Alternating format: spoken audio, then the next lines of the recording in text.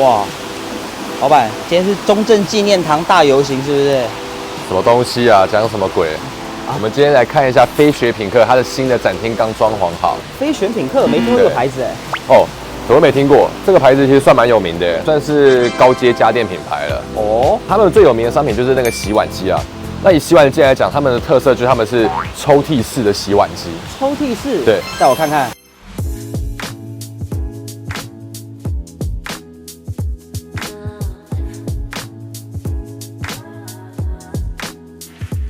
这边的话就是飞雪品客的4台的设计师款的洗碗机，它的款式可以分成设计师款跟不锈钢款。那不锈钢款的话，就是在沟通的是它的这个外壁的部分。那以设计师款来讲，它又会分成单层跟双层，再来还会有分成加高跟没有加高。哦，这么复杂。基本上就2×2嘛，单层、双层，然后加高跟没加高。单层加，单层不加，双层加，双层不加这样。如果是以设计师款来讲的话，它如果是有加高的话，它的内胆也会是不锈钢的。哦，对，但其实他们这个塑胶或者不锈钢，他们影响不到太大，因为我们都知道，其实塑胶它主要是在聚热效果，但是以他们家来讲，他们多了这个冷凝抽气烘干的系统，所以其实没有什么太大的影响。它的所有触控面板都是在抽屉拉开来的上面啊，对，因为它其实就是顾名思义嘛，设计师款，所以他说你整个门片你是要请厨具上去定制的，从外面看的时候，你看就像这样。你是完全看不出来它是洗碗机的，它就可以整个去融入到你的厨房的这个装潢里面，风格会是一致的。啊，上控式有什么差吗？跟我们平常习惯那种上控式的话，我觉得像以洗碗机来讲，如果是前控跟上控，其实就是我觉得是在按的时候，因为你前控不管怎么样，你都还是会需要稍微一点点微微的去弯腰。啊，以上控来讲，你看啊，这机器放在这边，这台高度大概86点多公分吧，我没有记错的话。但你看我的身高183，我其实我完全不需要弯腰，我就可以直接按。有没有可能是你太高？如果像我们这种身高，可能前控也没什么差。最怕空气突然安静。那你大家可以试看看。那它的里面呢？我刚刚看它这里面跟其他那种传统式的洗碗机有哪些不一样的特别的地方？第一个是它的机体的构造，它是这种抽屉式的洗碗机，它不会在这个里面再去做分层。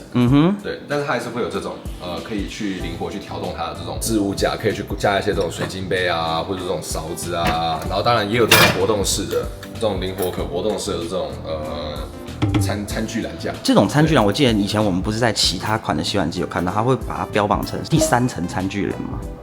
那也要看品牌，对，有些品牌它可能放在最上面那一层。你洗的最干净的都是什么？是要离你的洗壁越近嘛，因为你的洗壁就是马达嘛，那这边水柱绝对是最强的。所以他们，如果你真的是你的空间容量需要比较大的话，你可以考虑去购买他们这种双层的，那你等于是上下就有2颗马达。双层意思就是我可以分开来洗。对。那就是如果你今天你的家里的碗啊，像这种比较大型的锅具啊什么，你就可以全部放在下面。哦，因为传统的那种是我们就是整台都要一起做嘛。那如果你家的人没有到这么多，就是可能就是2人、3人小家庭，那也不想要装一台这么大的洗碗机，我相信很多的客人就是因为这样的原因，会想要找到飞雪品客。可是老板，洗碗机的东西啊，我看之前我有个朋友家里就是说晚上洗的时候真的他妈很吵。你觉得像这种抽屉式会比厨下式更安静一点吗？我没有去做过比较，但是以他们家的洗碗机，我之前有实测过，大概在40出头分贝而已。40出头算很安静哎。基本上在用的时候，你是完全感受不到它的存在的啦。那洗程上有什么不一样嘞？就是安静是跟洗程有关系吗？我觉得以洗碗机来讲，我们最讲究的就是说这个洗程它一定要有一个70度的高温洗啦。因为70度就是我们人的手没办法去接触的温度了嘛。70度会烫伤吗？不会。如果你真的用手洗的话，可能一定会不舒服。太热了，是不是？对。洗碗机它之所以可以洗得这么干净，其实就来自于这个水温的温度是够高的嘛。像那些那种什么水晶杯啊，都可以把它洗到这种晶莹剔透。因为我们小时候不是中午吃完饭的时候，你有没有看过我们会拿那个筷子，一群学生，然后去那个饮水机前面按那个热水来冲，是不是高温对油的那个会比较？没错啊，对啊，一定是比较好去这个溶解这个一些顽垢的这种油污啊之类的。那当然，它除了70度洗以外，它有包含像是65度啊，然后呢50度这种eco环保洗的这些概念在里面。但我自己在使用的习惯，通常啊都是直接70度开下去。在马达的部分，它采用的是这个非常智能的 Smart Drive 变频马达。那这个马达像太空客机一样先进它可以带动这个涡轮叶片运转，配合喷洒臂一起工作，让水流更强更快，清洗的效果真的是超级棒的，达到这个 A 级的洗净标准还有一个重点对，就是烘干。没错。对，那这一台的话呢，其实以飞雪品客来讲，他们的烘干技术都已经采用到是最高规格高温排风烘干的系统了。对，因为其实大家都知道，大部分的洗碗机它在烘干的时候，只有仰赖这个洗碗过程中产生这个高温，然后搭配冷凝系统去做到这个冷热交换，然后水分排出而已。凝结水珠之后排出。那以国内的家电品牌来讲的话，有做到这种高温抽气排干系统的，不超过，以我的理解不超过2家。哦，所以烘干这件事情，我们就不特别提另外一家是谁，但反正飞雪米克是其中一家。OK， 他们的这个烘干的话是非常强的，材质聚热什么这些，其实在他们家来讲都不太重要了，因为他直接把它用高温直接硬式排风把它烘干，逻辑就已经不一样了嘛。对。那你讲了这么多东西啊，如果今天不是我们要用，我们是想要买给长辈、买给爸爸妈妈、爷爷奶奶用的话，有可能是买给傻瓜女朋友嘛。你这样就很争议了啊。那怎么有没有什么特别的地方可以就是适合他们的吗？好，对，以这种家电3C 产品来讲的话，当然我们在很多时候我们的购买的人跟使用的人其实是不一样的。对，所以说呢，我其实都蛮看重，就是说洗碗机它有没有这种傻瓜化的使用设计。傻瓜化？对，其实以他们来讲的话，就是只要先做到开机，开机完以后，他们有一个这个 auto 的这个洗程。那这个 auto 的洗程呢，他们就可以自动的去根据这个里面的这个洗碗过程中它产生的这个油污、脏污量，然后去调控它的水温高低。对，所以说其实用这样的方式去做的话，就真的超简单，就跟你的爸爸妈妈讲，或者说你要使用的那个人讲，就是开机按 auto， 然后呢洗剂加好，推进去。就这么简单就对了，真的就是3个步骤就解决了。老板，你看这边你有2台啊，我光是看它这个上面的地方就知道，他们2个一定是有不一样的。没错，火眼金睛，非常聪明。具体哪里不一样？好了，那其实说实话，他们就是差在这个。我刚刚讲了，他们先分成设计师款来讲，分成单层跟双层，然后分别会再有加高跟没有加高。那有加高跟没有加高的话，举个例子哦，你看像我们一样，它就是差4公分，但是呢，我给大家更明显的体感，它上面有这个移动式的这个碗篮架，这个餐具篮架，你看，如果是没加高的，你放个拳头上来，它大概就会多3指出来但如果呢是加高的话，你放下去。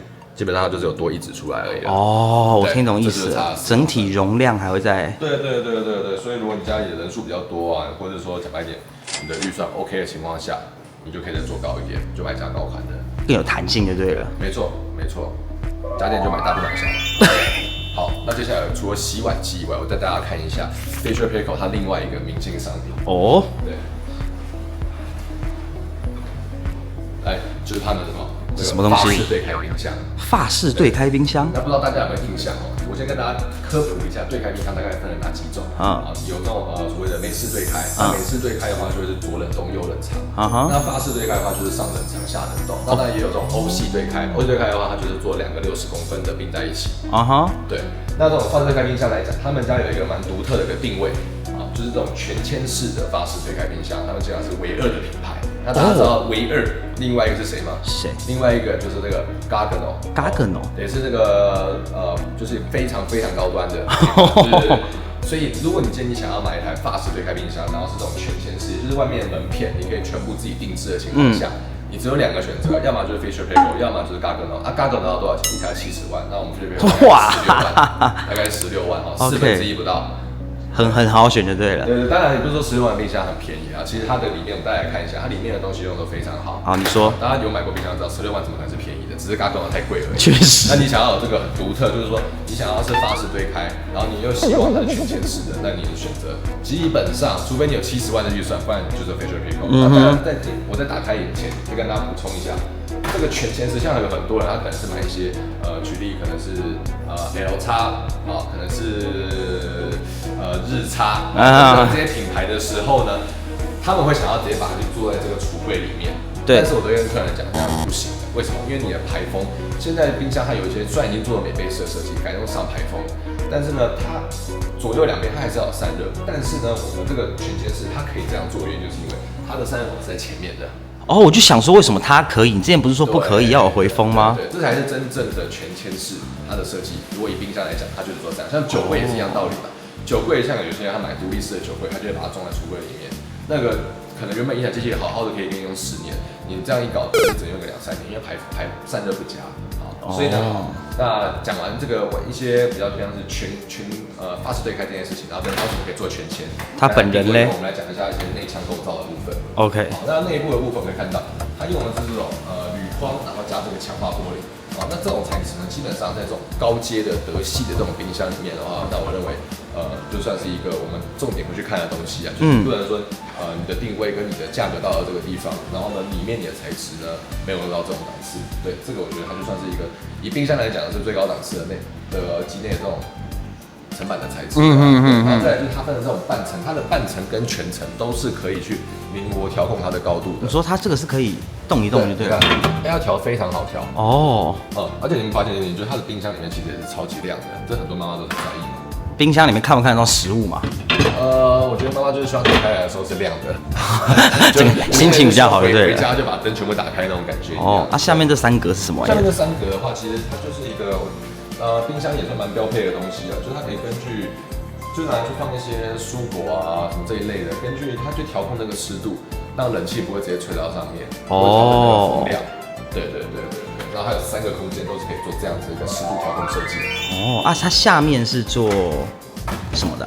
法式的下面，法式下面就是冷冻哦。你看这种冷冻，它的空间其实不管冷藏还是冷冻，你就发现它的空间其实都是很大的哦。所以其实一些那种我们讲资深家庭主妇，其实都特别喜欢法式对开冰箱，因为他们觉得这下面那个存放起来特别爽。它的制冰在哪里啊？这是没有冰块。我跟你讲，这个制冰啊，我觉得也很重要。因为其实以市面上来讲，我也不讲这些品牌了，反正大家可以去调研一下。反正我知道我有卖过的，有到那种卖到已经都已经一台都超过30万的冰箱。它的制冰还要自己加水盒啊？就你还要像一个小傻蛋一样，拿这个制冰盒，然后去那边加水，你知道吗？这很奇怪啊。我就觉得在我逻辑里面就不大合理。那以他们来讲的话，我觉得这块做的超赞，就是他们是直接接 RO 的水的。哦，所以就等于可以无限的。像我举个例子嘛，某韩系品牌来讲的话，他们也是会有分，就是说有没有门外取水，就外面会有一个那个饮水机嘛。那他们变成说没有的，有些人不想要那个东西，但是呢，他买对开冰箱，可是呢没有那个东西，你要做冰块，你就要自己倒水。哦，确实，所以这一台的话也算是蛮厉害的。对，上面的这样明星商品，其实你综合来看，刚刚讲它的定位，然后到它里面用的这个用料材质，然后甚至是到这个制冰这件事情来讲的话，其实你就会觉得，这个16万，真的算是蛮 CP 值很高，CP 值很高，CP 值很高。对。那我们刚刚讲完说这个法式对开冰箱嘛，对不对？还有什么明星商品很有特色？再讲一个给我听听看。好，来看一下这个。来，你先猜一下这是什么东西？不是刚刚讲过了吗？洗碗机啊。不是的，不是洗碗机。啊？你知道吗？这是冰箱。这是冰箱，这个是冰箱。对，你会发现他们家不管什么东西可以做成抽屉式。你看。你看，它就是冰箱。哦，真的哎。然后里面就是这种透明的这个设计，基本上你一目了然，你都可以看到里面放的所有的东西。哦。对，那我来讲一下，它这个冰箱呢，抽屉式这个冰箱最大的几个特色啊。我先沿用几个情境跟场景来跟大家讲好了。好。像我们知道日系冰箱很多会有这种所谓的特鲜冰纹式嘛。对。反正那边都是放一些当天晚上要料理的一些，隔一天晚上料理的一些肉类。对。让它处在微冻的状态。那今天如果你用这个抽屉式这个冰箱的话，你可以让它整机全部是进入微冻的状态。哦，这么大一个就对了。对。那你把它想象成，举个例子好，今天我们可能朋友啊或者什么家人来家里聚餐，那每次你就不用一直走到大冰箱去开，它就像你的一个中继站一样。如果以3C 来讲的话，就是那个 ROM 跟 RAM 容量跟这个记忆体你就可以把你的内存都放在这个地方，这边是你马上用到的东西就过来这边取，这是一种情境。然后再第二种的话，就是可能今天呢，你的朋友啊都在家里面是在 party 啊聊聊天啊什么，那你可以把一些饮料啊什么都放在，今天晚上大家会用到的东西都放在这边，就跟大家讲，不用去看那台冰箱了，可能都来使用这台就可以了。所以它也就是安装的灵活性是不是会？对，甚至有一些客人呢，他们其实是可以安装，你想安装在卧室也都是 OK 的。哦，这么瞎趴就对了。对啊，就等于是可能家里大嘛，有些人可能家里70-80平、50-60平的，懒得每次都去走到外面去拿东西。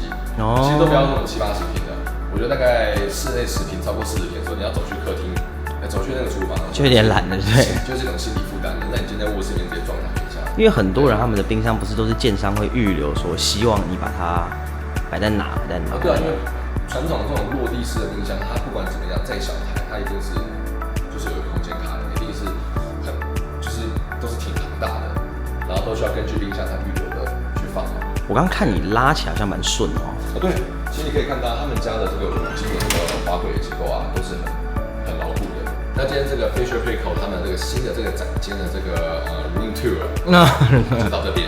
那任何的问题呢，今天大家看一下一些就是 Fisher Paykel 他们的一些明星商品啊，不管是这种抽屉式的洗碗机啊，然后到他们这种全铅的法式对开冰箱，甚至是抽屉式的冰箱哦。那如果呢你看完以后呢，因为今天这个就是一个比较 rough 的介绍，你还是有一些问题吧，欢迎留言或私讯我们来帮你做解答。好，那他们这个地址呢，很方便，就在台北市这个中正纪念堂的对面。好，那详细的地址呢，我们放在这边。好，那今天就这样，谢谢大家，拜拜。